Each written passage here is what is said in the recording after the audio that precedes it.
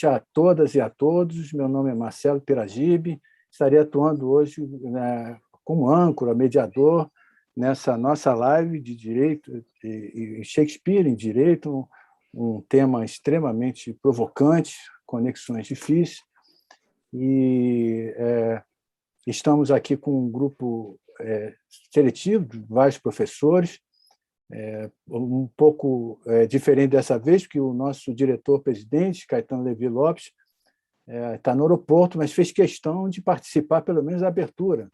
Então, assim, para agilizar, eu vou passar de imediato assim, a palavra para o desembargador Caetano, nosso diretor-presidente. Caetano. Boa noite, Marcelo. Boa noite a todas e todos. Boa noite, Luciane. Boa noite, professor José Garcês, professor Roberto. É uma satisfação muito grande participar, pelo menos, da abertura de mais essa importante conferência temática que vai abordar Shakespeare e o direito. Conforme disse o doutor Marcelo, é realmente instigante o tema. Eu lamento não poder acompanhar todo o evento, porque devo embarcar daqui a pouco. Estou no aeroporto de Brasília. Mas eu quero desejar uma excelente live a todos e, mais tarde, em casa, com certeza, vou ver pelo YouTube, porque tenho certeza que iremos aprender muito com dois importantes professores. Muito obrigado. Um bom evento a todos. Obrigado a você, Caetano. Nós sabíamos que fazer um esforço, pelo menos, para participar da abertura, e para a gente é muito bom ter você como um dos grandes incentivadores dessa nossa Comissão de Cultura, Arte e Humanismo da Escola Nacional da Magistratura. Para quem não sabe, essa nossa comissão ela tem um intuito de realmente trazer matérias que são paralelas ao direito, mas com uma interlocução necessária. Nós fizemos lives aqui com Direito e Literatura, com o ministro Carlos Alves, sobre poesia e direito. Nós já fizemos trabalhos enfocando a questão da própria arte envolvendo o direito, nós sabemos que o direito é uma ciência cultural e tem necessariamente essa relação com essa interseção com várias outras áreas. Muita gente podia se perguntar por que Shakespeare teria a ver com o direito. Muito, porque Shakespeare está envolvido desde quando nascemos, embora a gente, desde criança, embora a gente não saiba, mas Rei Leão, Shakespeare, várias novelas são baseadas em Shakespeare. São ligações muito profundas, e que há 500 anos, há mais de 400 anos, enfim, quase 500, que vem traduzindo em todas as áreas. Várias janelas são abertas: filosofia, psicanálise, política, enfim, psicologia, história. Quer dizer, o Shakespeare está dentro, e por várias formas também. A gente vê, não só na literatura, como no teatro, no cinema, enfim, ele traduz um tipo de experiência em todas as áreas artísticas, né? Eu, por exemplo, fui apresentar Shakespeare pequeno, que minha mãe, com bailarina, estava fazendo uma coreografia sobre... ela representava a Lady Macbeth e ganhou o concurso com a Lady Macbeth. Eu, com 10, 14 anos, já fiquei impressionado com tudo que ele trazia. Eu falava agora há pouco que, antes de entrarmos, que realmente nós não temos uma literatura tão grande dessa interlocução do direito com Shakespeare.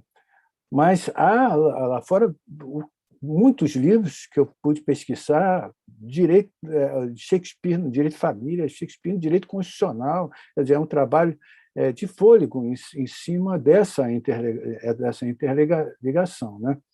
E a gente, uma outra curiosidade que eu achei também é que, lendo passagens de muitas das frases que a gente ouve todo dia, até descontextualizada e usada para outras formas, são do dia a dia, como há mais coisas entre o céu e a terra do que a vã filosofia, o hábito não faz um monte, né? Há algo de podre no rei da Dinamarca, nem tudo que reluz é ouro. Uma série de frases, de ensinamentos que estão colocados no dia a dia sem que mesmo que nós saibamos exatamente, né? Hoje temos o prazer aqui de receber dois especialistas na área, né? Além da doutora Luciana Burias, que vai ser a nossa debatedora, faz parte da Comissão de Direito, Arte e Humanismo, é uma comissão que a gente criou exatamente vendo essa necessidade dessa interseção com outras áreas, e isso é importante, se fez presente. Eu, por exemplo, sou de uma geração em que não tinha antropologia, não tinha sociologia na grade curricular, muito menos essas ligações de direito com poesia, etc., que são importantíssimas, por ser uma ciência dita cultural, humanista, né? A nossa live vai ser curta. Nós recebemos aqui o doutor Ricardo Cardoso, que é historiador, bacharel, mestre e doutor pela USP, com pesquisa em Shakespeare Institute, e da Universidade de Birmingham e da Stratford-upon-Avon, na cidade onde Shakespeare nasceu, na Inglaterra. Escreveu artigos sobre o personagem de Caliban e também A Tempestade, possível referências aos Tupinambás, no Rio de Janeiro, e sobre os personagens femininas. E o livro "O que você precisa saber sobre Shakespeare antes que o mundo acabe". Temos também o prazer de receber o professor José Garcês Guirardi, que é professor associado e tempo integral da Fundação Getúlio Vargas de Direito de São Paulo, graduação, mestrado, doutorado, pós-doutorado no Collège de France, cher état social et mondialisation, mestre e doutor em estudos linguísticos e literários em inglês pela Universidade de São Paulo, advogado formado pela USP, adjunto faculty de Gonzaga Law School, nos Estados Unidos, onde lecionou os cursos de Jurisprudência and Arts e Political Economy of Law and Development. Foi pesquisador, visitante na Wayne State University, nos Estados Unidos, é autor, entre outras obras, de Prisão, Bordéis e As Pedras da Lei, Ensaios em Arte e Direito, pela Del Rey, 2020, Narciso em Sala de Aula, Novas Formas de Subjetividade, e Os Desafios para o Ensino, da Fundação Getúlio Vargas, em 2016. Então, sem mais delongas, eu passo aqui para a nossa segunda âncora, mediadora, a Luciana Buriasco, para começar a nossa live. Por favor, Luciana. Eu vou só apresentar o livro esse que o senhor mencionou, onde tem um artigo do Ricardo, e é um livro muito interessante para quem está começando, quer saber sobre Shakespeare, que é O que você precisa... O nome é fantástico. É O que você precisa saber sobre Shakespeare antes que o mundo acabe. Então, é uma coletânea de artigos escritas agora na pandemia, e eu achei o tema assim realmente fantástico. Porque, né, se o mundo acabar, o que a gente precisa saber sobre Shakespeare? E uma coisa muito legal, tem um artigo do Ricardo aqui, e ele tem também uma série de visões diferentes. Por exemplo, tem artigo do Lima Duarte, sabe? Tem muitas frentes. Tem gente que está falando de Shakespeare do ponto de vista de encenar, tem gente que está falando de Shakespeare do ponto de vista de ser um acadêmico. Enfim, eles procuraram trazer universos muito diferentes. Eu só quis apresentar o livro, e aí eu já passo a palavra para você, Ricardo, para você falar para a gente, fazer uma introdução para a gente sobre Shakespeare.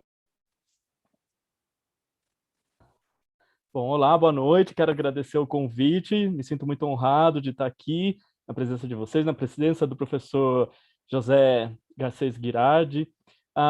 As organizadoras desse livro, a Liana Leão e a professora Fernanda Medeiros, elas foram muito felizes nessa ideia. Elas juntaram os shakespearianos brasileiros, os shakespearianos lá fora, com um convite simples de: você quer escrever um artigo no auge da pandemia, né, no calor dos eventos, sobre como a pandemia influenciou sua visão, seu trabalho, e para brincar, né, você tem 40 dias para entregar o texto. A ideia de quarentena, um texto em quarentena, literalmente.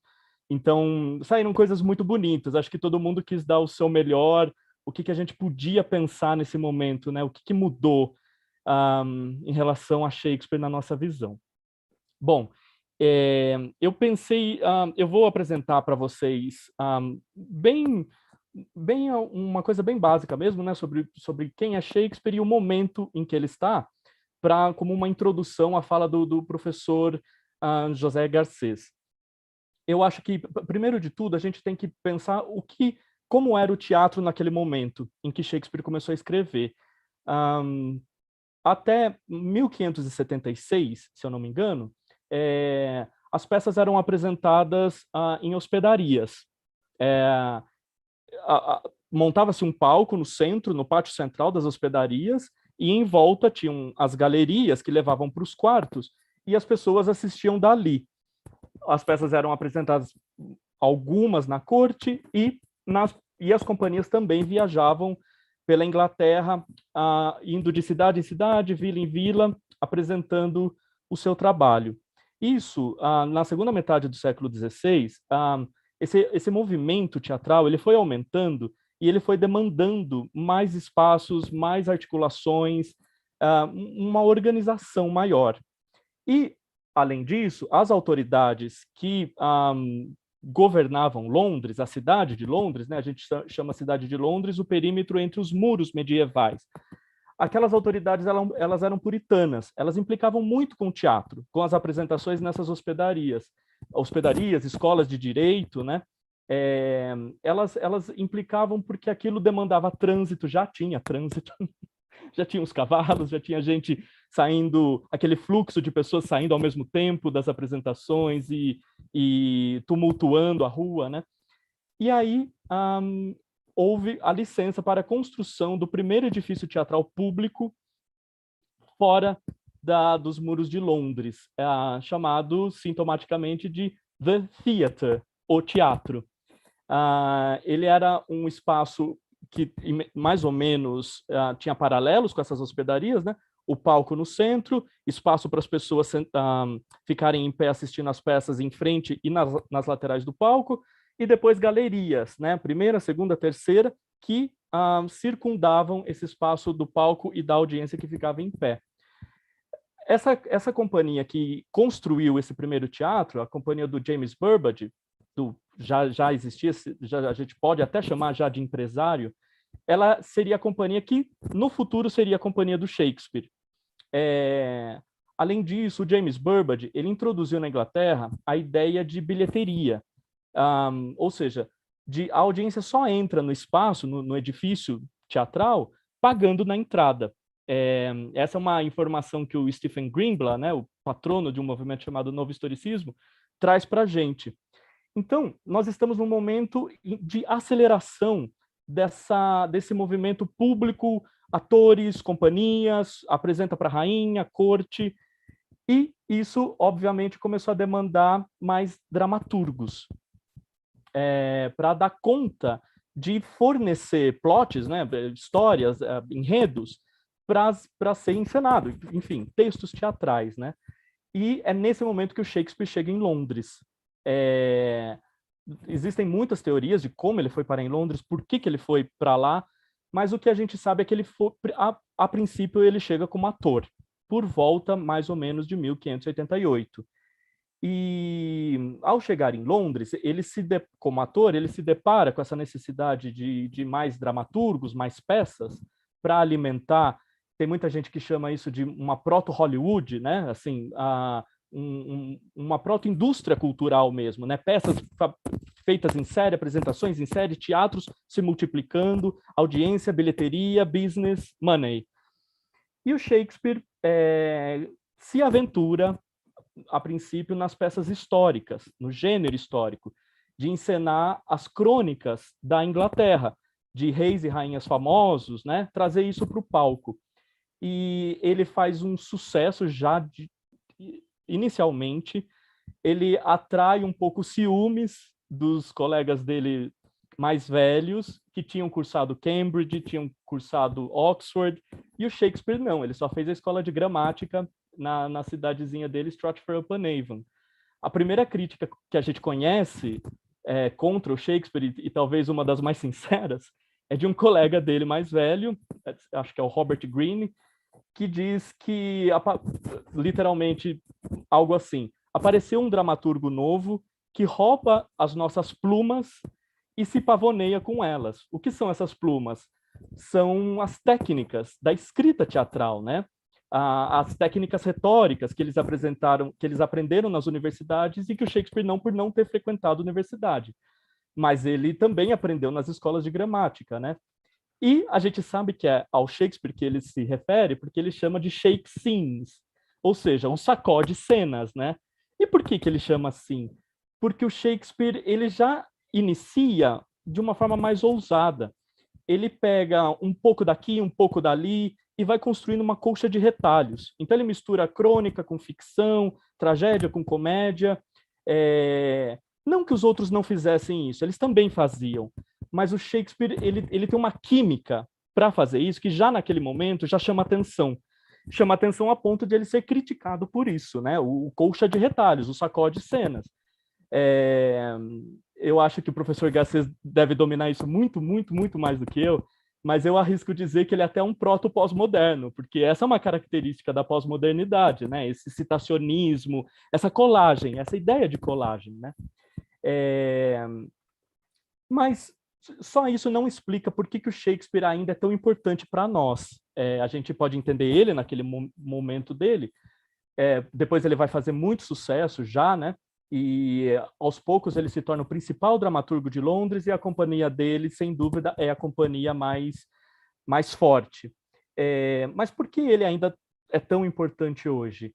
Eu gosto muito de uma teoria do Erich Auerbach, é um crítico alemão, que diz que o Shakespeare ele introduz o cotidiano na representação de figuras grandiosas, como reis, rainhas, ou personagens míticos, mitológicos. Até, segundo ele, né, até Shakespeare, era comum essas grandes figuras serem representadas no estilo alto, ou seja, aquela coisa mais magnificente, né, mais monumental. E o Shakespeare leva o cotidiano para essas figuras. Então, um exemplo que ele dá é o príncipe Henrique, o príncipe Hall, que vai se tornar o Henrique V, e na época do Shakespeare era o rei mais famoso da Inglaterra, era o mais cultuado, né? Era uma figura mesmo patriótica. Hoje a gente diria patriótica, nacionalista, né? E ele representa esse príncipe. Tem um momento que ele está com um companheiro de armas dele indo se preparando para a guerra, e de repente ele para e diz: puxa, sabe o que eu queria agora? Eu queria parar e tomar uma cerveja. Isso é novo. Para aquele momento, isso era novo. O rei mais cultuado, o mais idealizado, de repente, se vê cansado, indo para uma guerra que ele não quer ir, e ele queria simplesmente parar e tomar uma cerveja. Isso, para nós, hoje, ainda é muito significativo, ainda nos diz muito, né? Quem é que, quando está muito cansado, não quer parar e sentar e tomar uma cerveja, ou beber um café, ou comer uma torta de chocolate, seja o que for, mas que lhe dê prazer naquele momento e consiga relaxar e consiga deixar os problemas um pouco de lado. E se a gente pegar, por exemplo, o Romeu e Julieta, é uma história linda, né? De amor. Qual é a contribuição do Shakespeare? Porque essa história já existia. Ele pega, uma das fontes que ele utiliza, provavelmente talvez a única, é um poema do Arthur Brooke, chamado Romeu e Julieta, bastante conservador. Inclusive o Arthur Brooke coloca os dois no inferno, quando ele termina o poema. Ele diz: é uma história super bonitinha, mas que pena, né? Eles estão no inferno, eles são suicidas e eles desobedeceram os pais. O Shakespeare pega esse poema, reescreve essa história e traz essa história para perto de todo mundo. Primeiro, ele humaniza aqueles adolescentes. Vamos pegar o Romeu. Ele começa a peça apaixonado por uma outra garota, Rosalinda, que por acaso também é uma Capuleto. O Romeu vai no baile dos Capuleto, o baile dos inimigos, atrás dessa menina, dessa Rosalinda. E ele passa, assim, boa parte do início da peça se lamentando, é uma coisa meio adolescente mesmo, sabe? Meio gótico, assim. Ai, que ele é muito apaixonado, enfim. Quando ele chega no baile, ele vê a Julieta e ele esquece imediatamente essa Rosalinda. E, de repente, ele está apaixonado por uma outra garota. A Rosalinda deixa simplesmente de existir. Mas dessa vez ele é correspondido. A Julieta também se apaixona por ele, sem eles saberem que são inimigos, de famílias inimigas. Quando ele vai contar para o Frei Lourenço, o Frei Lourenço, que é o Freida, né, a figura religiosa da peça e de Verona, o Frei diz para ele, mas você não era apaixonado pela Rosalinda? E o Romeu responde algo assim, mas eu amo essa agora. Não existe nada mais adolescente, para mim, né, na minha visão, assim, quando o adolescente descobre o amor, essa volubilidade. Claro, tem outros personagens de Shakespeare que também são volúveis no amor, mas ele humaniza, ele torna isso palpável, possível. Um outro elemento que também nos encanta é esse fato de a Julieta ter 13 anos. Ela enfrenta a família, ela se permite a ser enterrada numa tumba, ser fechada, né, num mausoléu, tudo com 13 anos. Isso nos faz admirar, porque a gente sabe como funciona uma garota de 13 anos. Claro, existem diferenças, mas todo mundo se admira de ter uma heroína desse tamanho, que é a Julieta, só com 13 anos. Então, o Shakespeare introduz esse cotidiano aliado ao mito, a essa figura, as figuras grandes, que representam esses sentimentos, essa coragem humana. Um outro elemento que eu acho importante a gente discutir aqui muito rapidamente é que o Shakespeare ele era um mestre em retórica. Eu estou sendo fã ao dizer isso, mas é difícil você encontrar alguém no Renascimento, no teatro sobretudo, que domina a retórica como Shakespeare domina.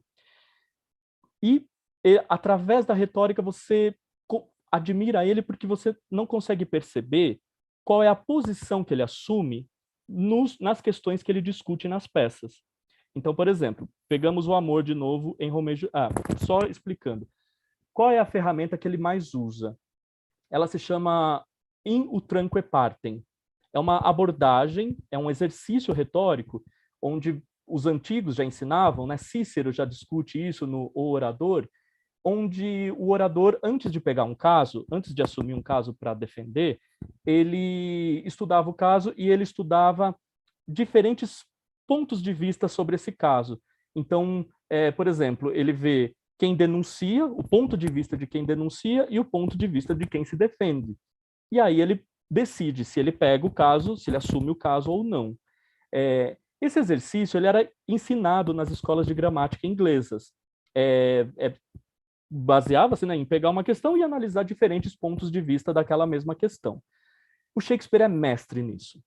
A gente não consegue captar, assim, com muito estudo detalhado no texto, que tem um outro elemento da retórica que chama apiopesis, que é para que lado que tende essa abordagem, né? Se você não destrinchar aquilo, é muito difícil perceber qual é o posicionamento que o Shakespeare está assumindo. Então, pegamos Romeu e Julieta, né? O amor. O amor vale a pena? O amor é bom? O amor é saudável? Depende. Se você pensar o amor, por exemplo, moderado, ele vale a pena. Porque apesar de toda a tragédia que a peça traz, é através do amor dos dois que as famílias entram em paz, são pacificadas. E acaba a luta civil em Verona, que matava a torto e direito. Então, o amor moderado vale a pena. Agora, e o amor imoderado? Ele vale a pena? Segundo a peça, segundo Shakespeare, não. Por quê? Nessa paixão dos dois, eles não só se matam, eles arrastam bastante gente com eles, nessas mortes, sem querer. Então, por exemplo, não é só o Romeu e a Julieta que se amam, nós temos o Mercúcio, o melhor amigo do Romeu, que ama Romeu.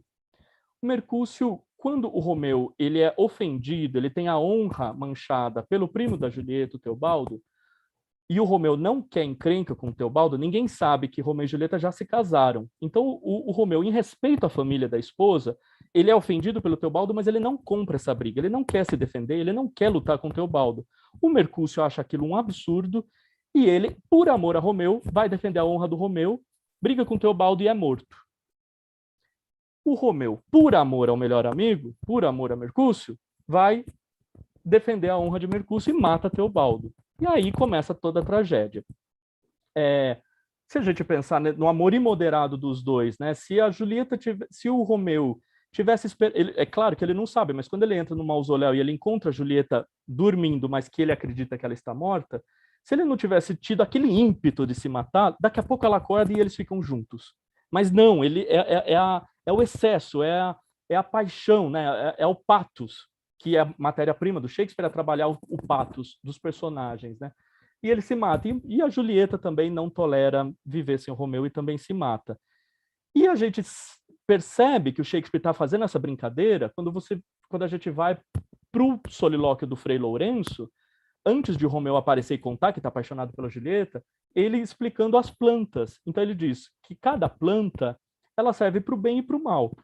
Depende do uso que se faz dela. Então tem uma planta que, se cheirada, ela dá euforia, ela dá alegria. Se provada, ela é um veneno. Então, tudo que é desviado do seu uso e tudo que é feito em excesso é prejudicial. E aí nós temos o próprio centro da filosofia renascentista, que é a ideia de ratio, de razão. O que é a razão? O equilíbrio entre dois excessos, entre dois pontos antagonistas e opostos, né? E para terminar, para passar, eu acho que é um assunto que o professor Garcês gosta e talvez nos brinde com a discussão, como o doutor Marcelo explicou, né, Shakespeare é muito presente na nossa sociedade, sem que nós percebamos. E aí eu gostaria de dar um exemplo de Romeu e Julieta, como é presente, a gente nunca imagina que Romeu e Julieta está ali, que é o Titanic, o filme Titanic. Eu assisti muitas vezes o Titanic e eu não tinha percebido. Aí, quando eu comecei a estudar Shakespeare e estudei Romeu e Julieta, eu falei, puxa vida, isso é Romeu e Julieta. Por quê? A estrutura da história. Então, pegando alguns pontos para a gente entender, né? No Romeu e Julieta, são duas famílias inimigas. No Titanic, são duas classes opostas. É o obstáculo nas duas histórias que impossibilita o desenvolvimento da relação do amor, né? Duas famílias inimigas, duas classes diferentes por volta de 1910, 1920, né? Falando da alta aristocracia britânica. Um outro ponto, eles se conhecem em situação de perigo. No Romeu e Julieta é o baile, que o Romeu está na casa do inimigo. No Titanic, a Kate ela está a ponto de se matar. É mais uma suicida, né? Está a ponto de se matar. E o Romeu salva ela, e ela quase cai mesmo, e o Jack, salva ela e consegue puxar ela de volta, né? E por incrível que pareça, agora eu lembrei que o Leonardo DiCaprio faz os dois personagens, né? Ele faz o Romeu e Romeu e Julieta no Baz Luhrmann e faz o Jack no Titanic. Um outro ponto que talvez seja o que a gente mais percebe em Romeu e Julieta. A história muda com o estabelecimento do casal. Então, a princípio, nós temos uma estrutura de romance, comédia nas duas obras. A partir do momento que o casal se estabelece, no Romeu e Julieta é quando Romeu e Julieta se casam, na passagem do segundo para o terceiro ato. No Titanic é quando eles fazem amor naquele carro, nos porões do navio. A partir de então, a história muda. Ela se acelera e ela desenvolve uma estrutura de tragédia. Nós temos, então, duas partes da mesma obra que são bastante diferentes, divididas pelo estabelecimento do casal. E, para terminar, nas duas obras a gente tem um casal que enfrenta a morte em nome do seu amor. O Romeu e Julieta, a gente não precisa dizer mais, e no Titanic, a Kate, ela decide ficar com o Jack, a Rose, a Kate Winslet. A Rose decide ficar com o Jack, né? Eles estão até baixando ela naquele barquinho e ela pula de volta para o Titanic porque ela quer ficar com o Jack. E o Jack também, quando o navio afunda, ele não se separa da Rose, né? A Rose sobe naquele pedaço de madeira boiando, ele podia buscar um outro pedaço de madeira, mas não, ele prefere ficar com ela. E aí ele morre. Então, e as duas obras, elas idealizam e dignificam essa morte pelo amor, em nome do amor. como se eles se reunissem depois dessa morte. No Titanic, literalmente, né? Porque sugere-se que a Rose morre e ela encontra o Jack ali esperando ela na sala do relógio, na ponta da escada. E agora, professor Garcês, é com o senhor. Obrigado, professor Ricardo. Foi excelente, mas a gente sabe que Shakespeare inspira várias novelas, a gente nem sabe, inspira obras que a gente não tem conhecimento e que estão aí impregnados no nosso sociedade sem que tenhamos conhecimento. Eu acho que agora a doutora Luciana vai fazer o debate agora ou no fim? Não, só vou mostrar, antes de passar a palavra para o professor José Garcês Girardi, esse livro dele aqui, que é especificamente sobre o tema que a gente está falando hoje, O Mundo Fora de Prumo, do José Garcês Girardi. Ó, tem um Shakespearezinho aqui, né? E é Transformação Social e Teoria Política em Shakespeare. O professor José Garcês Girardi é do mundo jurídico, né? Então, eu quis trazer essas duas visões, porque eu acho que elas são bem interessantes. Então, agora a gente vai ouvir um professor de Direito, mas que fez mestrado e doutorado em literatura inglesa, né? E fez uma coisa que a gente adora na nossa comissão, que é essa mistura entre direito e arte. Pode falar, professor. Muito obrigado, doutora Luciane. Primeiro, eu queria agradecer a senhora, doutor Marcelo, doutor Caetano, que abriu o evento. Uma grande alegria ouvir o Ricardo. Podia ficar ouvindo o Ricardo mais tempo ainda. E muito bom estar com todo mundo aqui nesse final de tarde, conversando sobre Shakespeare. Eu vou pedir a licença de vocês para compartilhar aqui a minha tela, para a gente poder... para eu fazer aqui a minha apresentação. Deixa eu ver.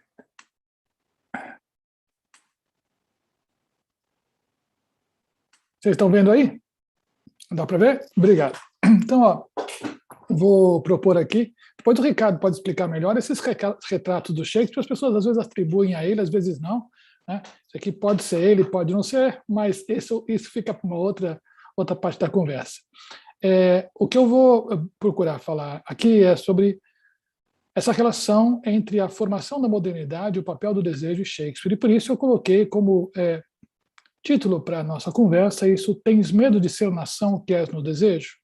Essa é uma pergunta muito importante que a Lady Macbeth faz para o Lord Macbeth e que nós podemos fazer para todos nós. O que nos faz seres humanos?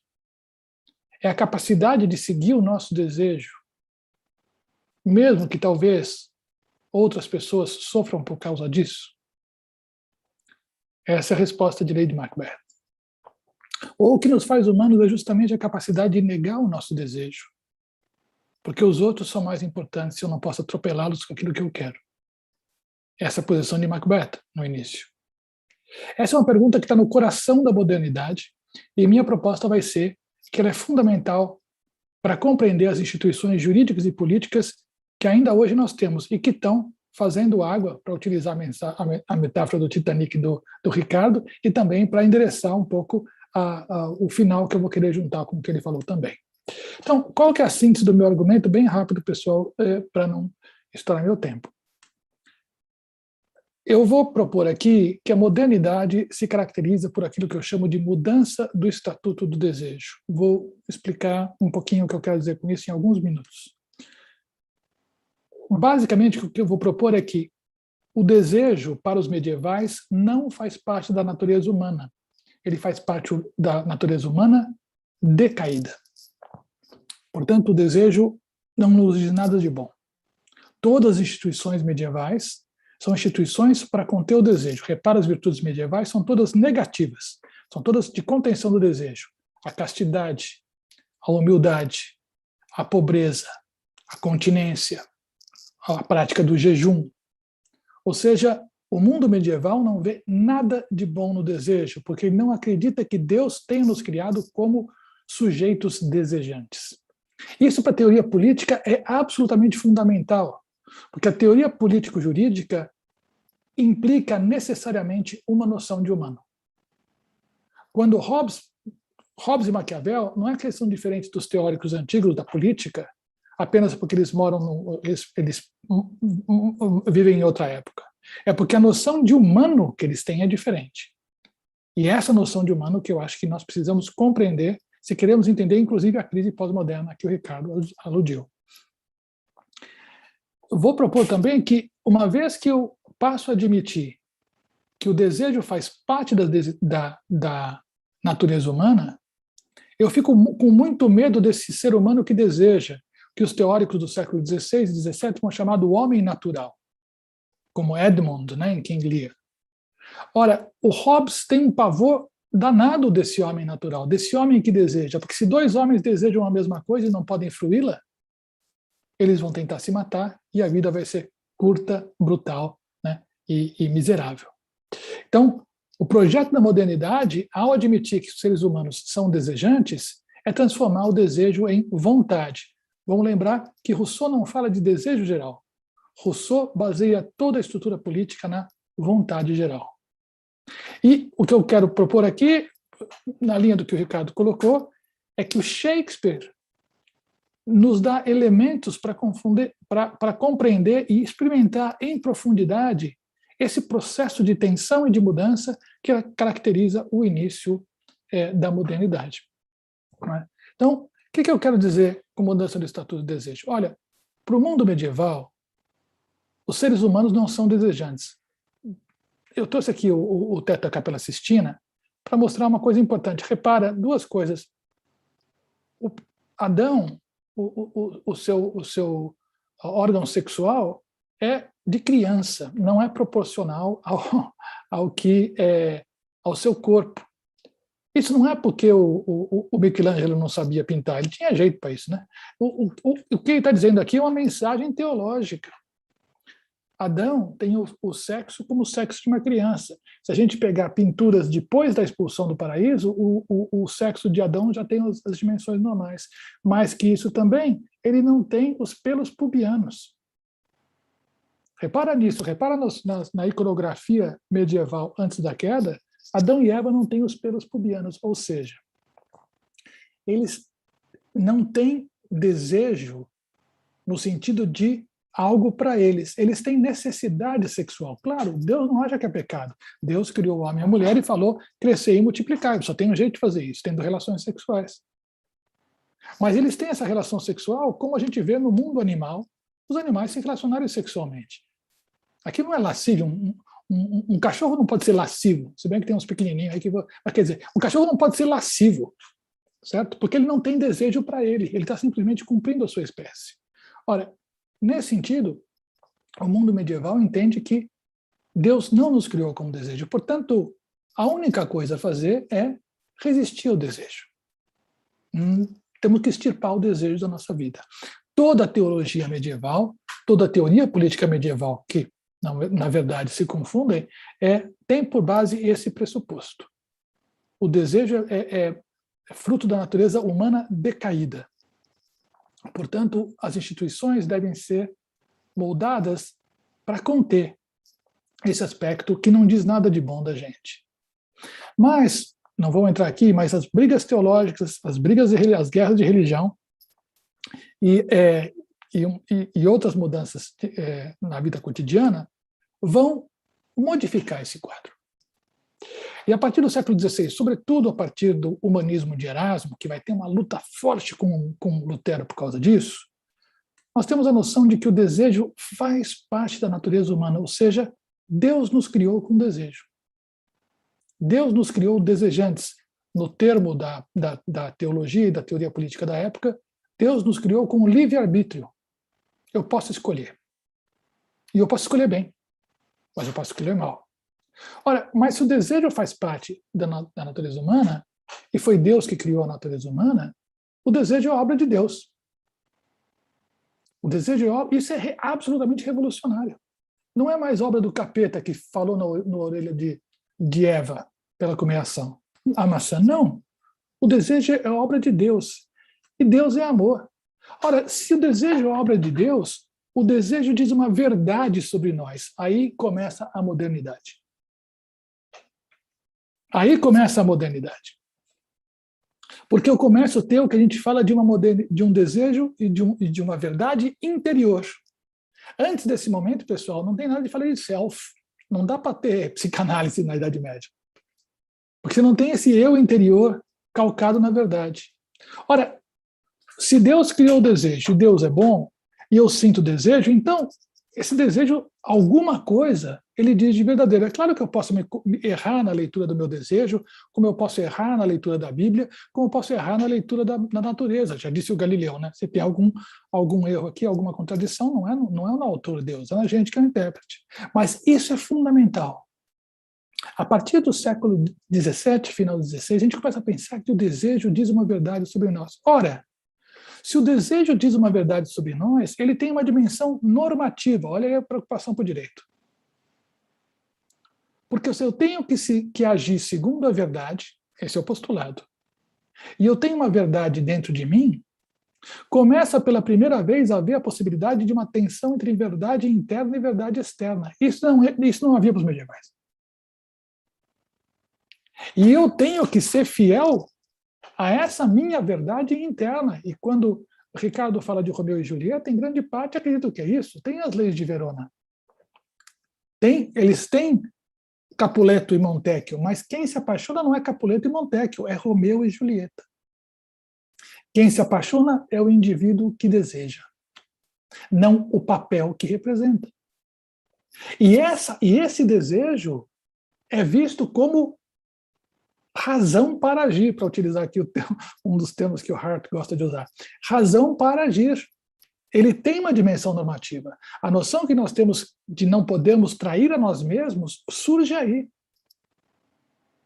Porque desejar algo que não é a lei não é necessariamente mais apenas tentação do capeta, mas pode ser uma inspiração divina.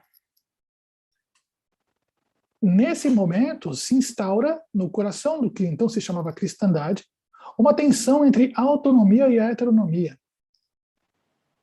Essa noção de que eu tenho algo que é muito precioso e que não pertence ao coletivo. Repara como isso tem uma relação muito próxima com a proposta protestante, né, luterana, calvinista, da interpretação individual da Bíblia, do próprio fiel ler a Bíblia e entender o sentido da Bíblia. Assim também faço com o meu desejo. Mas quando eu entendo o sentido profundo do meu desejo da Bíblia, importa, como diz a Escritura, obedecer a Deus antes do que aos homens. Portanto, eu tenho que obedecer também ao meu desejo se ele foi inspirado por Deus. Isso pode me levar a ir contra a lei. Toda a angústia do Lord Macbeth está nessa tensão. Ele deseja, ele pessoalmente acha que não tem que agir, mas Lady Macbeth consegue convencê-lo porque ela fala, olha, quando você ousou desejar, então você era um homem. E para fazer aquilo que você quer fazer, você tem que ser mais homem ainda, ou seja, é o teu desejo que vai te realizar enquanto ser humano. E por isso que a pergunta dela ecoa para a gente até hoje, para cada um de nós. Você tem medo de fazer aquilo que você tem vontade? Você tem medo de, diante de todo mundo e com as consequências que tiver, seguir o seu desejo mais profundo? Ou, como diria Lady Macbeth, provocando o Lord Macbeth, ou você é como o gato do provérbio que diz, eu queria, mas não posso. Ora, essa tensão se estabelece também, e aqui um arco importantíssimo para nosso tempo, e aqui no debate a gente pode falar algo que nos liga com a pós-modernidade, a que também Ricardo fez referência, é uma tensão entre self e papel. Não existia para os medievais. Eu começo a entender que tem um Zé que é professor, tem um Zé que é advogado, tem um Zé que é pai, tem um Zé que é marido, mas que eu não sou nenhum desses papéis. Que existe alguém lá dentro vivendo todos esses papéis. Isso para os medievais não existia. E, aliás, não é acidente que Romeu e Julieta tenham se conhecido num baile de máscaras e realmente se encontram quando tiram a máscara. A partir daqui, nós temos uma ruptura profunda na possibilidade de legitimidade do todo o edifício jurídico e político do mundo medieval, que é a noção de corpo místico, em que cada um tinha uma função para o todo. Quem é mão não é pé, quem é nariz não é orelha, quem é cabeça não é barriga. E, portanto, o que você deseja fazer não quer dizer nada, porque o pé não pode, a mão não pode crescer pé, o nariz não pode crescer orelha. Isso é absurdo, isso não faz sentido. Mas se eu acho que esse desejo tem uma dimensão normativa, que ele diz uma verdade uma vez que vem de Deus, eu começo a ter as bases para a legitimidade da sociedade moderna, que é o contrato social. Nós ainda hoje somos contratualistas. E boa parte da nossa discussão como juristas tem a ver com vontade ou vício de vontade. Discussão de dolo, culpa, de caso fortuito, a questão contratual, a questão da maioridade penal ou não maioridade penal, a questão de agravante da pena ou não. Tudo isso tem a ver com uma noção fundamental, né, de que nós escolhemos e temos o direito de fazer escolhas, e essas escolhas vão definir. E a partir daqui, a razão e o mérito passam a ser a base do novo sistema. A capacidade de pensar, olha Maquiavel aí, né? A capacidade de pensar e a coragem de fazer. Esse é o mundo novo que surge, esse é o mundo moderno. Eu já proponho aqui, para preparar o nosso diálogo, né, que Shakespeare diz muito para a gente porque nós estamos em lados opostos da modernidade. Shakespeare sempre brinca que a modernidade é uma corda, né? Tudo que estava separado, né, foi juntado na modernidade, a questão das instituições mais fundamentais, da política, etc. e tal, e está se desfazendo agora. Mas o que eu quero dizer aqui é que, então, nós temos, fundamentalmente, um momento em que a própria significação de humano muda.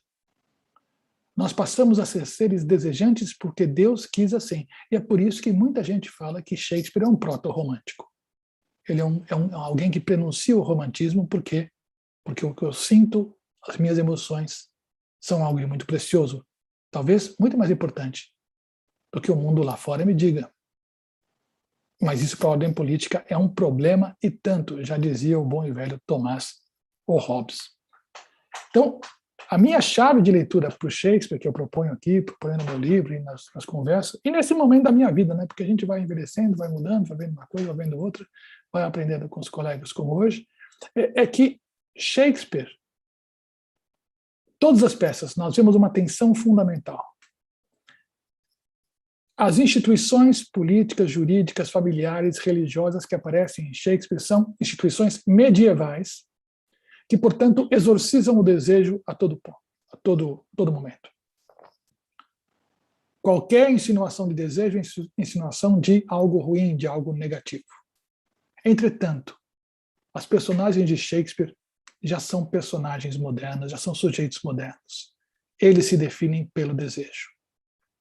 E nessa tensão entre sujeitos que se definem por desejos e instituições que são desenhadas, jurídicas e políticas, desenhadas para exorcizar o desejo, é que se dá a tensão maravilhosa de Shakespeare. E por que, completando o que também já foi dito antes, e por que eu acho que ele nos diz tanto hoje? Porque hoje eu acredito que nós sejamos sujeitos pós-modernos, vivendo em instituições modernas. As instituições modernas postulam a universalidade e a neutralidade da razão. E nós não acreditamos mais nisso. O que legitima as instituições modernas, e jurídicas principalmente, vamos pensar na subsunção, na argumentação, no processo e tudo mais, é que a gente pode ter uma razão suprassubjetiva, uma razão universal e neutra, procedimental. E nós não acreditamos mais nisso. Mas nós não temos outras instituições, temos essas. Daí começa a surgir realismo jurídico, teorias hermenêuticas para a Constituição e tudo mais. Mas o que eu quero dizer é o seguinte, Shakespeare, nós estamos de dois lados da modernidade. Ele vai colocar em cena instituições medievais e sujeitos modernos. E nós somos sujeitos pós-modernos e instituições modernas. Mas a equação é a mesma, que nem quando a gente vai na escola, né? 1/2 é igual a 2/4. E por isso que nos bate tanto. Porque também nós sentimos que estamos sendo traídos por viver num tempo que não pode atender aquilo que nós achamos mais importante. E Shakespeare dá voz a isso com uma linguagem que não dá nem para falar de tão poético. E para fechar aqui, então acho que eu não coloquei aqui as peças históricas, mas porque nós temos pouco tempo. Mas, fundamentalmente, a gente pode olhar aqui em Shakespeare, nessa chave de leitura de sujeitos modernos de instituições medievais, quando ele tem A comédia, o que ele faz? Ele faz com que as personagens desejem aquilo que tem que fazer. Então, o seu pai te obriga a casar com a pessoa que você ama. E aí resolve a situação, né? Aí não tem problema nenhum. Olha, desculpe, mas você, como pena, vai ser obrigado a tomar 3 cervejas hoje. Opa, demorou, certo? Então, ou seja, nas comédias, ele resolve o problema da tensão e desejo a fazer com que o comando do dever seja realizar o desejo. Normalmente termina com uma vida nova, com uma harmonia entre os adversários, e é interessante, hein? A ordem, estou pensando aqui em muito barulho por nada, mas em quase todas as outras, a ordem final, ela é mantida, mas ela é ressignificada. Vamos pensar em Sonhos de uma Noite de Verão, em que os amantes se encontram, vão se acertam, mas eles falam, tem alguma coisa estranha aqui, estranha e rara, na história que nos contam esses amantes.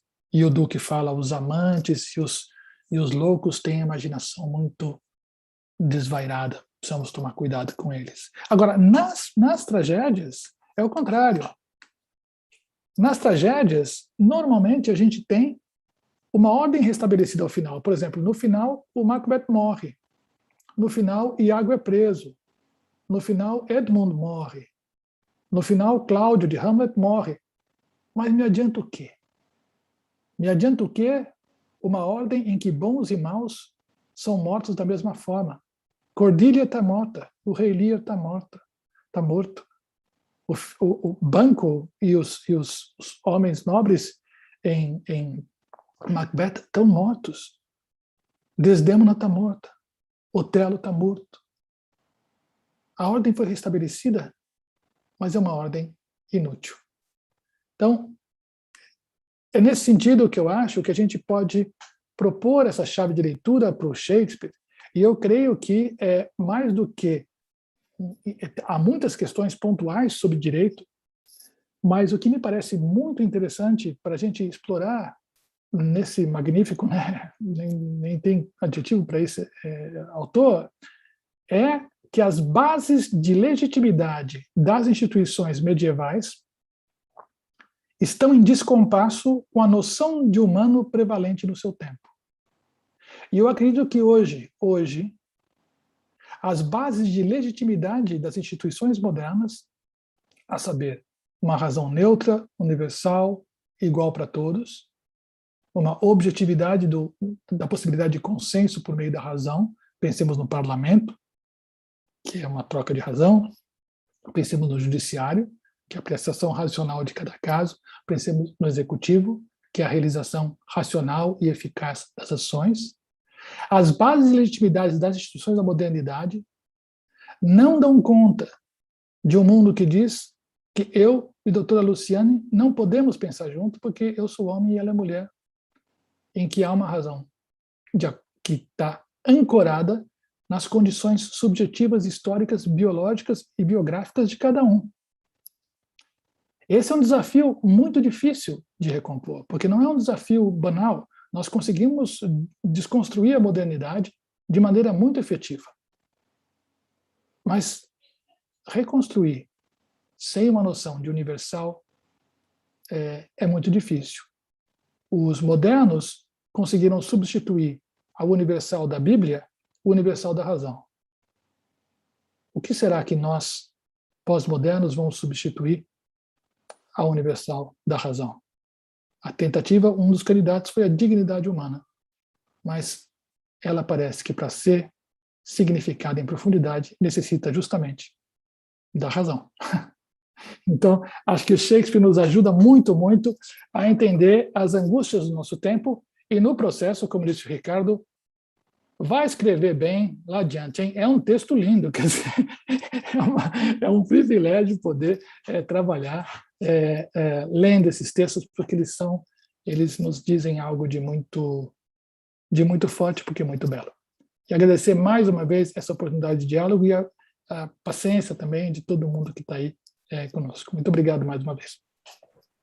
Obrigado, professor Gerardo, mas ainda não terminou, ainda certo, tem um debate. Tudo bem, mas só para agradecer aqui, porque...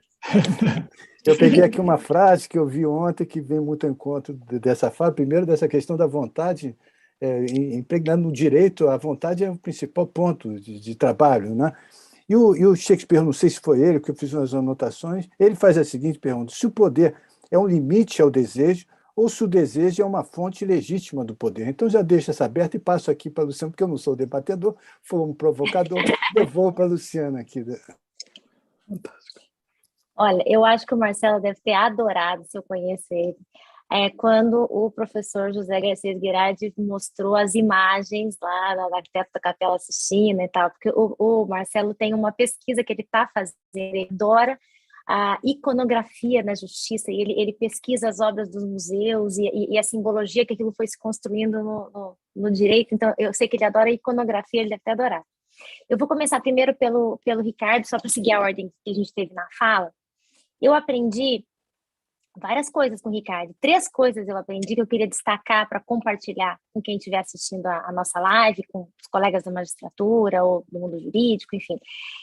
Eu aprendi que a visão do historiador para Shakespeare é diferente da visão da literatura e do teatro. O historiador costuma ver Shakespeare como um homem de seu tempo e circunscreve ele dentro daquele tempo. Já o pessoal, vamos dizer assim, da literatura, do teatro, vê Shakespeare numa certa genialidade atemporal, como um grande gênio da literatura, talvez o maior gênio de todos os tempos. Eu achei muito interessante essas 2 visões. Eu também aprendi com o Ricardo, e eu acho que isso a gente precisa falar muito aqui no Brasil, porque daí, por conta do Ricardo, eu comecei a acompanhar as coisas do Shakespeare Institute, e aí eu fico acompanhando as coisas fora. E que Shakespeare não é necessariamente chique, né? Ou difícil. Talvez mais para difícil do que para chique, mas não, nesse sentido assim, de distanciamento. O Ricardo usa a tradução do F. Carlos de Almeida Cunha Medeiros e Oscar Mendes, né? E uma vez o Ricardo também contou, num grupo que a gente fazia parte, sobre uma encenação do Romeu e Julieta, que foi feita numa favela, e tinha gangues rivais com muita violência, e que Shakespeare tinha muito a falar a essas pessoas. Eu tenho visto pelo Shakespeare Institute, tem um negócio chamado Shakespeare Beyond Borders, que é Além das Fronteiras. Existe trabalho de Shakespeare com até com terapêutico, com crianças, como é que fala quando ela é fechada? Crianças autistas, né? Para acordar a alma, achei isso uma coisa fantástica. Existe Shakespeare, um trabalho muito grande nos Estados Unidos, que eu adoraria trazer para o Brasil, ou que alguém trouxesse, que é Shakespeare nas prisões, né? Mais ou menos como tem nesse filme aqui do César Deve Morrer, né? Então, eles trabalham Shakespeare dessa forma. Os presos treinam para fazer uma peça. Só que, claro, a peça os transforma dentro dos limites. Claro, ninguém transforma da noite para o vinho, mas existem transformações muito interessantes. Isso já está acontecendo, por exemplo, nos Estados Unidos. Então, Shakespeare tem muito a falar para todo quanto é tipo de classe social, tipo de pessoas, tipo de experiência. Parece que ele abarca o humano de uma forma assim, e acho que a gente no Brasil tem um pouco desse vício de achar que é chique, é difícil, é distante de mim. Acho que a gente precisa talvez popularizar mais. E eu aprendi também, você estava falando bastante do Romeu e Julieta, mas eu nunca esqueço quando você falou que a gente tem que prestar atenção no Mercúcio, porque quando eu vi Romeu e Julieta, até ia mostrar que eu, adolescente, eu assisti esse aqui, ó. Eu até comprei, porque eu adoro, sou apaixonada por ele, né? Foi o meu primeiro contato com Romeu e Julieta. Depois eu assisti lá em Londres também, uma produção daquele Kenneth Branagh, né? Que ele tem sempre coisas maravilhosas sobre Shakespeare, assisti uma dirigida por ele. Mas eu sempre só presto atenção, como boa romântica, no amor dos dois, entendeu? No amor sem fim e tal. E o Ricardo me ensinou a prestar atenção no Mercúcio, que é esse amigo do Romeu, que a gente nem, né, a gente nem sabe se é amigo ou se é mais alguma coisa do que isso, mas que é um cara que tem um pé na realidade, assim, um cara muito realista. Então é aquele cara que é meio que a voz da razão, mais ou menos assim. Como assim morrer por amor? Como assim você não estava apaixonado pela Rosalinda, agora você está apaixonado por essa? O Mercúcio é um cara super racional, talvez a gente possa dizer assim, ou realista dentro da peça. E aí parece que, não sei se nessa escolha de muitas visões, talvez hoje eu veja Shakespeare mais como o Mercúcio, sabe? Se eu fosse colocar a visão de Shakespeare na peça, talvez hoje eu acho que é o Mercúcio, assim, que está falando, que isso, gente? Como assim morrer por amor? Né? Porque parece que Shakespeare tem isso de que tem sempre alguma coisa por trás. E aí, enfim, eu queria que você ajudasse a gente a entender um pouquinho mais sobre isso, sobre quem vai começar a ler as peças de Shakespeare agora, o que é esse por trás, como a gente vê Shakespeare, Ricardo? Você me pegou desprevenido, porque eu também acho que eu não tenho muito essa resposta. Mas eu acho que o que você falou é uma coisa que eu sempre repito, né? A gente tem que desmonumentalizar Shakespeare. Ele vivia à custa de venda de ingresso, então ele falava para todo mundo que ia, que entrava no teatro, entendia o que assistia, gostava, se identificava e voltava, né? E aí eu acho que teve esse processo, né, a partir do romantismo, de construção de um Shakespeare, como a gente chama na história, documento monumento, e que está muito longe, né? Está muito distante e não é acessível, mas ao contrário, ele é muito acessível. Ele fala para todo mundo, desde os caras mais cabeçudos, né? A gente brinca no teatro de cabeçudo, cabeção, né? As pessoas que se aprofundam na teoria, como nós, na verdade, né? E, ao mesmo tempo, falava para aquela pessoa que não tinha instrução, que queria só se divertir, queria só entretenimento mesmo, né? Entretenimento é uma palavra que já estava circulando naquele momento. Um documento que eu li há 15 dias atrás, chamado Apology for Actors, né? Uma apologia aos atores, de 1612, e que fala muito dessa questão do entretenimento, e entretenimento como um instrumento didático também, né? De ensinar a diferença entre vícios e virtudes, né? O que é bom, o que é ruim, o que é prejudicial. Então, Luciana, eu achei muito bonito você trazer essa lembrança do Romeu e Julieta no Complexo da Maré. Eu sempre me emociono quando eu me lembro. Eu já estudava Shakespeare na graduação, né? Isso tem mais ou menos uns 10 anos, eu acho, mais ou menos. E a gente fez um trabalho de campo no Complexo da Maré, onde tem o Museu da Maré, que foi construído pelos habitantes do complexo. Então, cada um levava uma foto antiga do bisavô. Os habitantes construíram aquele monumento à memória deles mesmos, né? Da raiz deles, de como aquele complexo foi construído, as parafitas, os barracões em cima das palafitas, né? E aí, em determinado momento, a gente assistiu a apresentação dos adolescentes que faziam dança e eles montaram um Romeu e Julieta de 15 minutos com uma dança que ia desde o hip hop até o Whitney Houston, I Will Always Love You, que é a música tema do casal central. Eu nunca vi uma coisa como aquilo. Eu nunca vi um Romeu e Julieta como aquilo. Tem o Romeu e Julieta clássico do Grupo Galpão, né, que foi eleito por uma crítica inglesa o melhor Romeu e Julieta desde Shakespeare, né? Eles representaram o Brasil nas Olimpíadas de montagem de Shakespeare durante as Olimpíadas de Londres. Realmente é uma coisa fenomenal o Romeu e Julieta do Grupo Galpão. Mas esse Romeu e Julieta do Complexo da Maré, 15 minutos, não tinha texto, era só dança. E aí as famílias e as brigas e tal.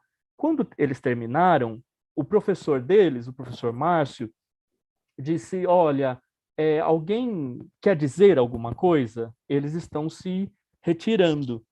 E estava todo mundo quieto. E eu né, assim, eu falei, bom, eu vou falar. Eu estudo Shakespeare, acho que é minha obrigação falar.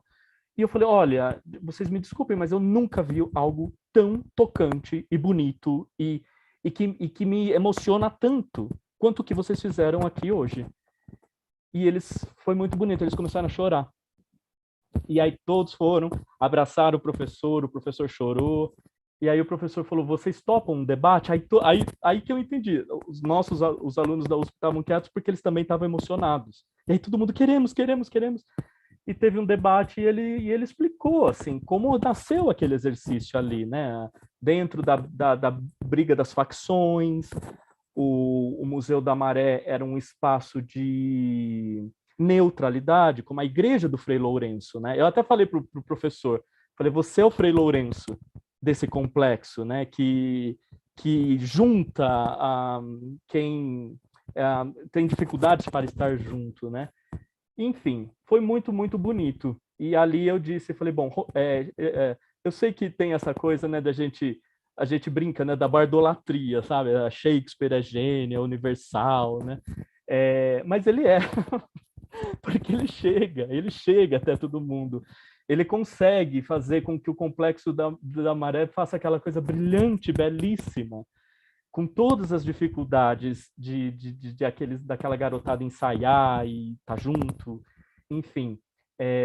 Eu acho que é mais por aí, ver o que E acho que aí o professor Garcês tem muito mais a contribuir do que eu, porque eu também acredito nisso que ele disse, que o Harold Bloom tem aquele livro, né, Shakespeare e a Invenção do Humano. Para mim, Shakespeare e a Invenção do Humano moderno. Não é que o Shakespeare inventa, mas ele é o primeiro a representar o ser humano moderno, né, com essa crise das instituições que o professor comentou, das instituições medievais, ou seja, aquele homem moderno não cabia mais naquele mundo medieval. E o Shakespeare traduz isso, né? E eu concordo mais uma vez plenamente com o professor, a gente que está entrando num novo momento da humanidade, nós também estamos em crise com as nossas instituições, com o nosso modo de vida, com o nosso modo de cultura mesmo, de organização, né? Então, eu concordo, faço coro que o Shakespeare, ele traz essa crise e ele pode nos indicar pelo menos uma reflexão sobre isso e nos fazer companhia. Isso já aconteceu, nós não estamos sozinhos, né? A história é circular, né? Ela tem círculos, e então nós estamos num momento de crise novamente. E se o professor José quiser comentar alguma coisa...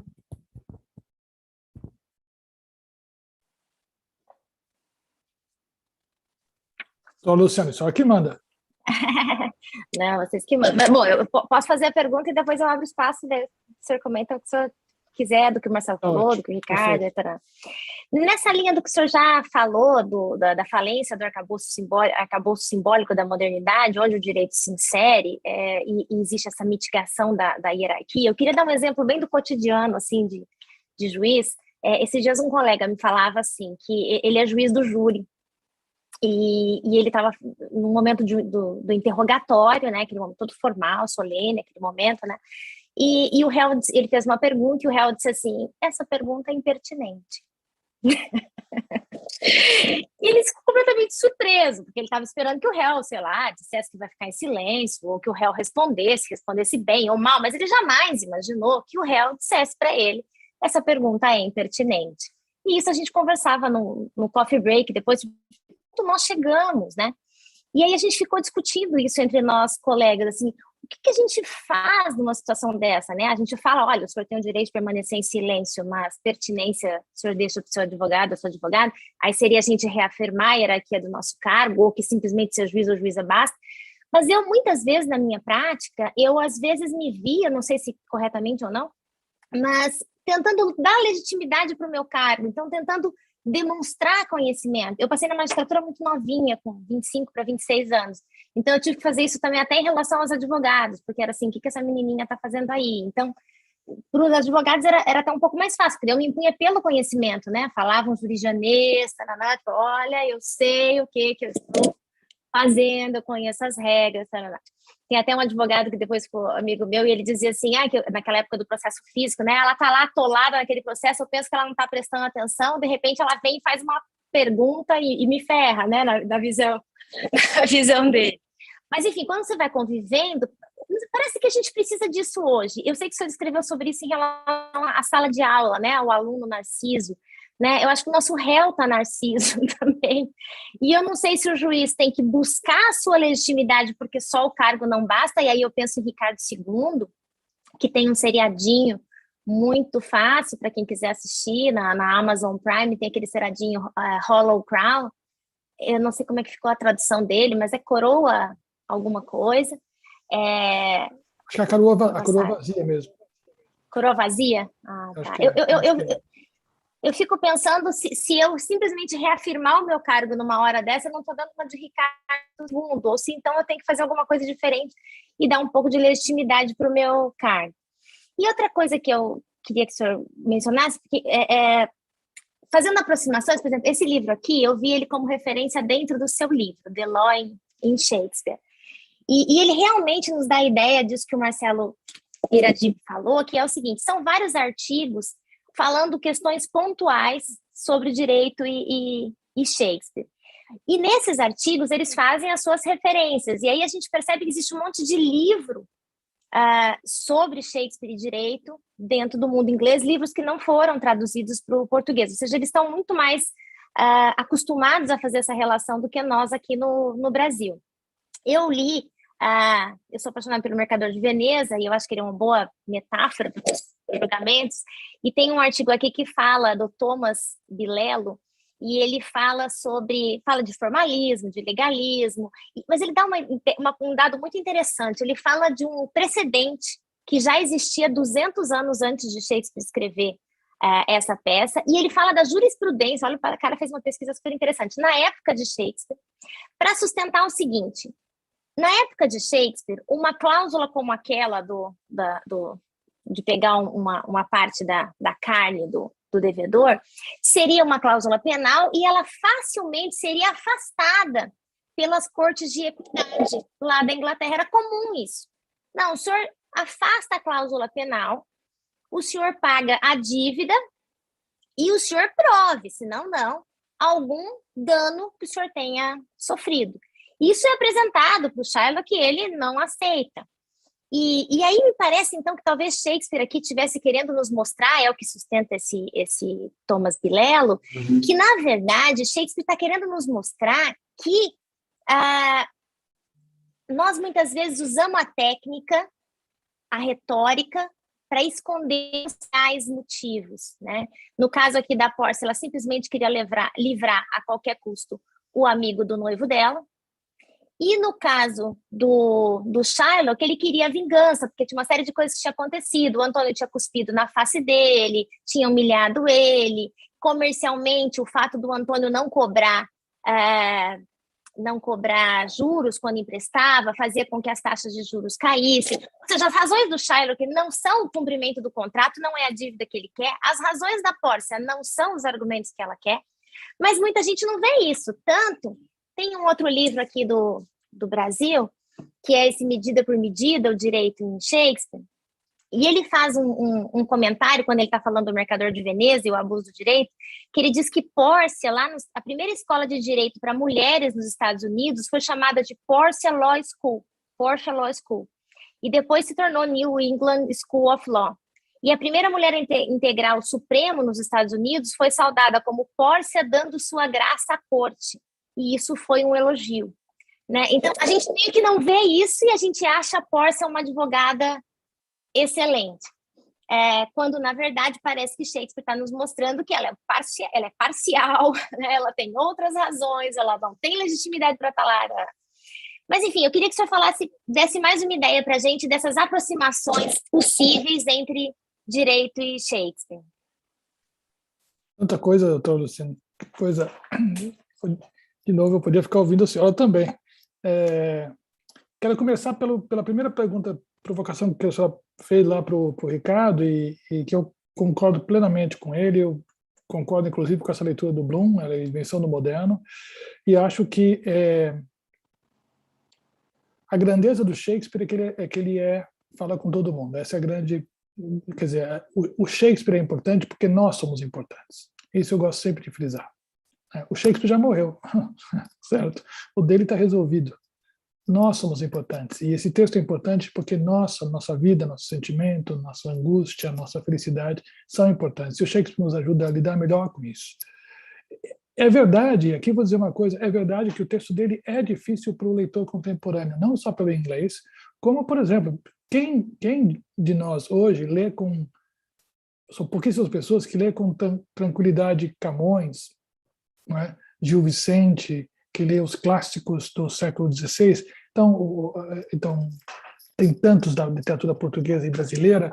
Então, existe sim uma dificuldade linguística, mas essa dificuldade é super contornável e a substância desse monstro continua. Então, acho que o grande barato de Shakespeare é isso que o Márcio falou também, que é um cara que escreve para todo mundo. é mais ou menos, vamos dizer assim, as pessoas não gostam de falar do Spielberg, mas o Spielberg é um gênio, entendeu? Spielberg conta uma história e todo mundo gosta. O Spielberg não está pensando, olha, daqui a 300 anos, os críticos... Pô, assim, como é que eu encho o teatro? E ao encher o teatro, o que ele faz é pensar numa coisa que possa interessar todo mundo. Mas buscando uma coisa que possa interessar todo mundo, ele tropeça nas grandes questões da época. É porque o Shakespeare é um homem radicalmente de seu tempo que ele pode superar seu próprio tempo. Então, acho isso muito, muito bacana, e o que eu fiquei até comovido quando o Ricardo falou da maré, porque realmente é isso aí. É isso aí. Eu tive experiências com grupos de alunos com condições de educação formal muito precária, em que foram discussões absolutamente profundas e sofisticadas sobre Shakespeare, que me ensinaram muito. A questão da legitimidade, doutora, nós estamos aí, acho que numa sinuca de bico, né? Não sei se o Shakespeare inventou essa expressão, mas se ele se jogasse sinuca, teria expressado isso.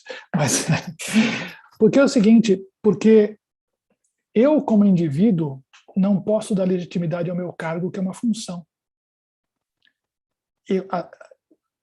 O que dá legitimidade ao meu cargo, vamos dizer, como professor, é eu ser professor, não é eu ser Zé.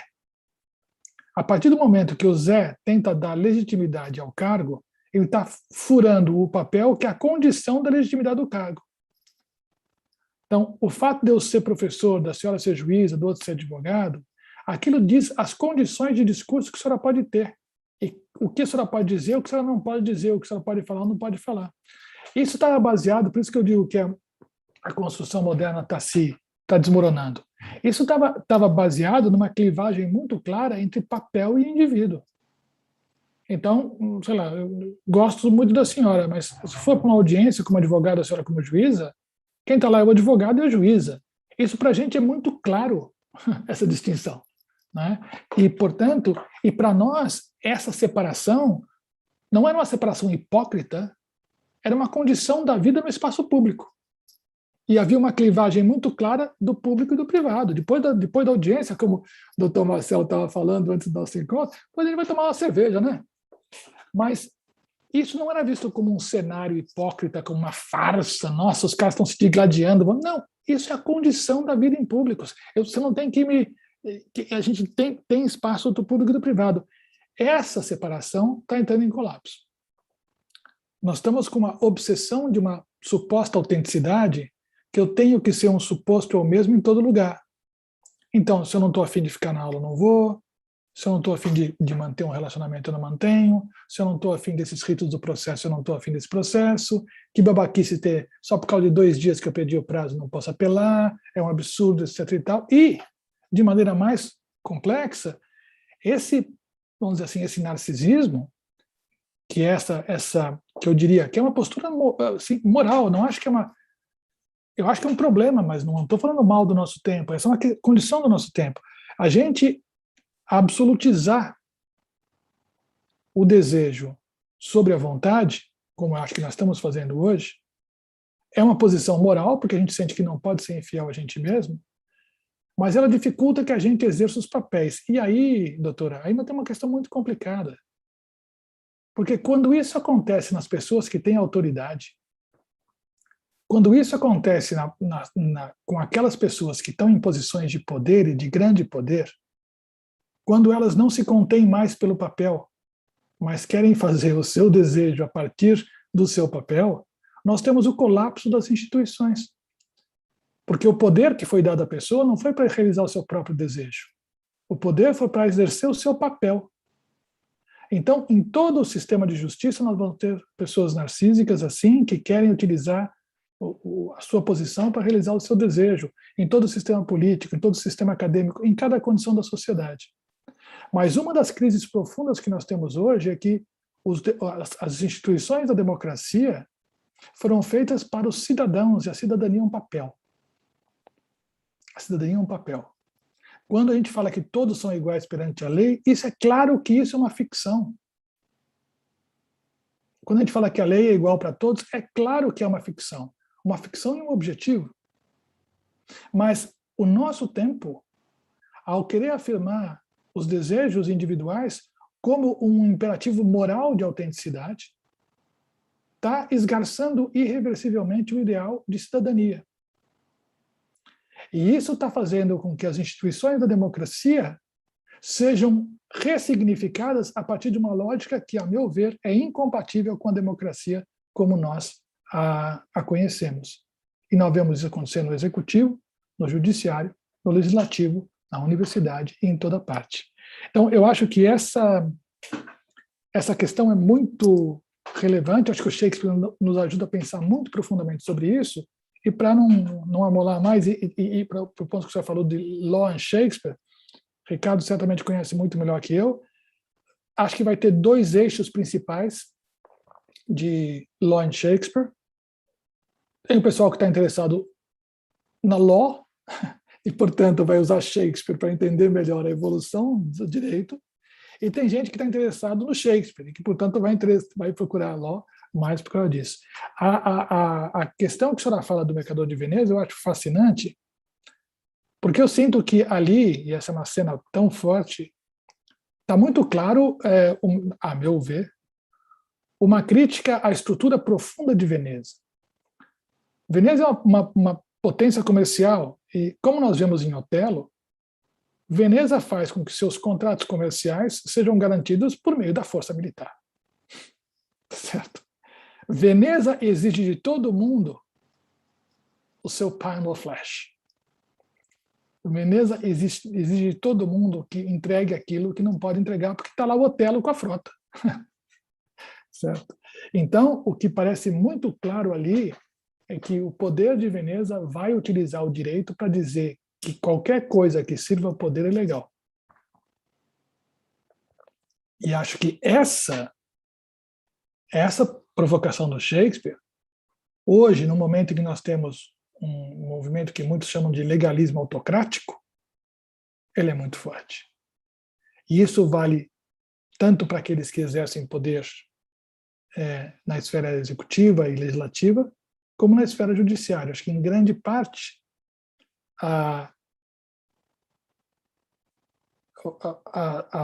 o sentimento popular, né, em relação ao judiciário, que é muito ambivalente hoje em dia, há muito apoio, há muita crítica, mas, em parte, o debate se dá porque se acredita que o papel que dava sentido às posições do judiciário tem, talvez, em alguns momentos, cedido lugar a algo que não é o papel, mas é a preferência individual.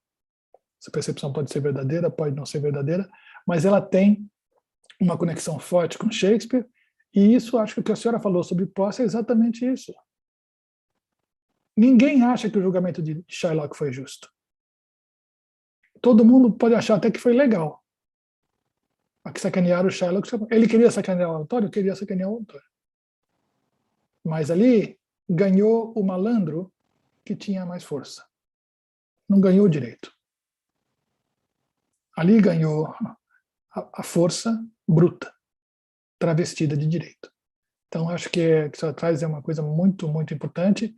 E por isso que eu sinto que esses eventos, assim, esse diálogo a partir de várias linguagens, olhares,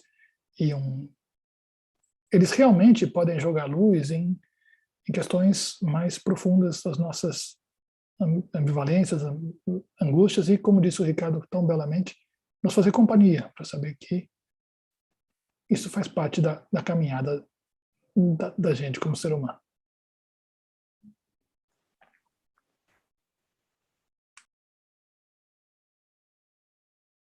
Luciane, fazemos mais uma rodada, você que está como... Agora você, encerrando já. Então, acho que vou fazer assim, 30 segundos para cada um, e eu faço o fechamento aqui em nome do desembargador, doutor Caetano, né? Se quiser começar, Luciane, você... Não sei, eu acho que agora a gente já caminha para encerrar, pelo menos as perguntas que eu tinha preparado já era isso, e já vou ter que ficar pensando nisso que o professor falou aí no final. E continuar os estudos de Shakespeare. Acho que é muito interessante a gente ter acesso às peças, aos filmes, né? O Mercador de Veneza também, eu já que estou mostrando meus aqui, tem esse filme excelente, maravilhoso, com Al Pacino, Jeremy Irons, enfim. Acho que uma boa forma de começar é pelos filmes, é pelas séries, porque a linguagem da peça é uma linguagem um pouco que a gente não está muito acostumado, que é um falar, né? Mas eu acho que a gente devagarzinho faz uma interação entre essas coisas e a gente vai procurando entender melhor o nosso tempo, porque essa atualidade que o professor falou é muito interessante. Shakespeare é atual, pelo menos eu vou traduzir assim, fechando, porque nós vivemos a pós-modernidade com desejos pós-modernos, o sujeito diferente, mas as instituições ainda são modernas e a gente está num processo de reconstruir isso, né? Parece que o mundo é sempre assim, né? A gente está sempre reconstruindo alguma coisa a partir de ruínas. Mas, enfim, façam alguma colocação se quiserem, vamos caminhando para o encerramento, até por causa do horário, para não ficar muito cansativo para quem está vendo também. É só para despedida mesmo, então, para finalizar, o professor Ricardo.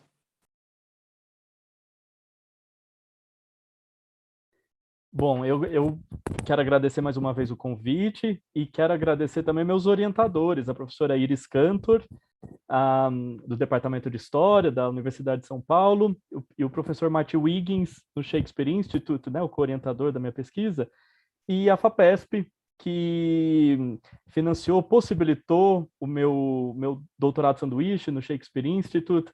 Ela cumpre com maestria essa função de apoiar o conhecimento, fomentar, divulgar o conhecimento. E eu acho que eu gostaria também de fazer um agradecimento, né, em meu nome, em nome da doutora Luciane, ao doutor Bruno Martinelli, que nos apresentou, me convidou para participar de um grupo de estudos de Shakespeare.